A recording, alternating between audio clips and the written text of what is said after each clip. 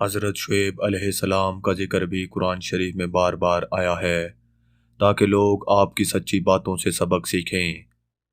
پرانے زمانے میں مدین نامی ایک بڑا پر رونق شہر تھا۔ وہاں کے لوگ خوب مالدار تھے، تجارت اور سوداگری ان کا پیشہ تھا، مگر وہ لوگ بتوں کی پوجا کرتے تھے، سودا بیچتے وقت کم تولا کرتے تھے اور اسی طرح کم ناپا کرتے تھے۔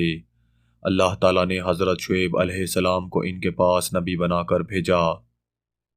حضرت شعیب علیہ السلام نے بڑی نرمی، عاجزی اور پیار سے ان لوگوں سے کہنا شروع کیا، اے لوگو، تم صرف ایک اللہ کی عبادت کیا کرو، ناپ تول پوری دیا کرو، لوگوں کو ان کی چیزیں کم تول کرنا دیا کرو، زمین میں فساد نہ پھیلایا کرو، اور تم سڑکوں پر اس غرض سے مت بیٹھو کہ اللہ پر ایمان لانے والوں کو دھمکیاں دو، اور اللہ کی راہ سے روکو، اور اس میں کجی کی تلاش میں لگے رہو۔ تم کتنے تھوڑے تھے، اللہ نے تم پر مہربانی کی، تم کو اولاد دی، اور تم بہت ہو گئے۔ دیکھو، فساد کا نتیجہ ہمیشہ برا ہوتا ہے۔ اگر تم مجھے جھوٹا خیال کرتے ہو اور دوسرے لوگوں کو میرے سچے ہونے کا پورا پورا یقین ہے تو صبر کرو، یہاں تک کہ اللہ ہمارے اور تمہارے درمیان فیصلہ کر دے۔ قوم کے دولت مند رئیس لوگ اس بار بار کی نصیحت کو برداشت نہ کر سکے، اور انہوں نے کہا، یہ کس طرح ہو سکتا ہے کہ ہم ان کو چھوڑ دیں جنہیں ہمارے باپ دادا پوجا کرتے تھے؟ مال ہمارا اپنا ہے، اور اس کو ہم جس طرح چاہتے ہیں خرچ نہ کریں، اور وہ بھی صرف آپ کے کہنے پر۔ اور آپ ایسے سچے نیک کہاں سے بن گئے؟ کیا آپ کی نماز ایسے ہی باتوں کا حکم دیتی ہے؟ آپ جھوٹے ہیں، آپ پر کسی نے جادو کر دیا ہے، اگر سچے ہو تو آسمان سے ہم پر پتھر برساؤ۔ اور ان کی قوم کے لوگوں نے کہا کہ، اے شعیب، اس بات کا یقین کر لو کہ ہم تمہیں بھی اس بستی سے نکال دیں گے، اور ان لوگوں کو بھی جو تم پر ایمان لائے ہیں، ورنہ ہمارے دین میں واپس آ جاؤ، تم بہت کمزور آدمی ہو۔ اگر تمہاری برادری کے لوگ نہ ہوتے تو ہم تمہیں کب کے پتھروں سے مار مار کر ختم کر چکے ہوتے، اور ویسے تمہارا ہم پر کوئی دباؤ نہیں۔ شعیب علیہ السلام کی قوم کے لوگ اپنی دولت اور روپے پیسے کے غرور میں بار بار اپنے سچے نبی حضرت شعیب علیہ السلام سے اسی قسم کی باتیں کرتے رہتے تھے۔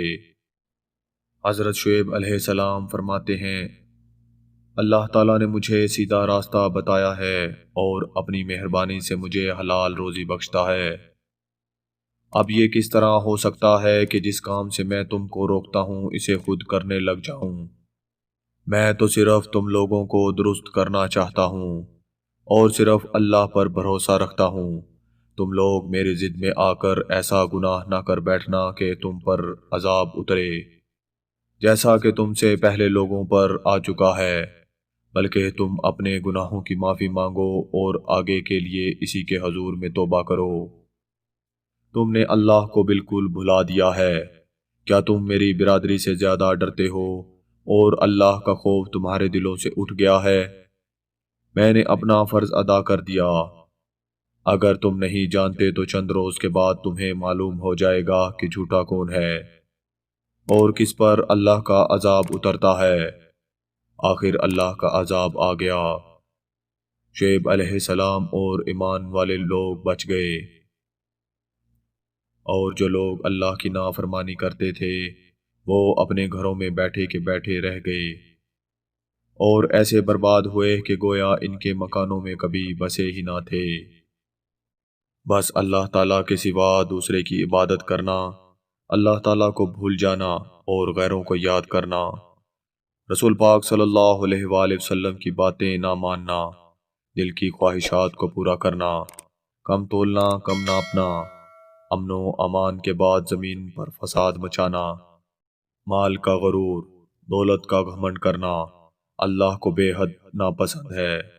جو لوگ ایسا کرتے ہیں اور توبہ نہیں کرتے، صحیح راہ اختیار نہیں کرتے، آخرکار ایک دن ضرور سزا پائیں گے اور نقصان اٹھائیں گے۔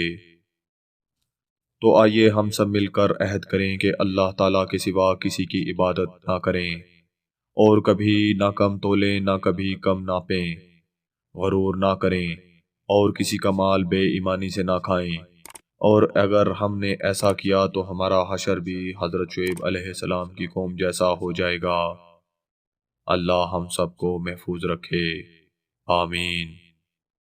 سبسکرائب کریں، بیل آئیکن کو پریس کریں تاکہ آپ کو تمام ویڈیوز بر وقت ملتی رہیں، اور ویڈیو پسند آنے کی صورت میں اسے لائک کریں، شیئر کریں اور کمنٹ کرنا مت بھولیں۔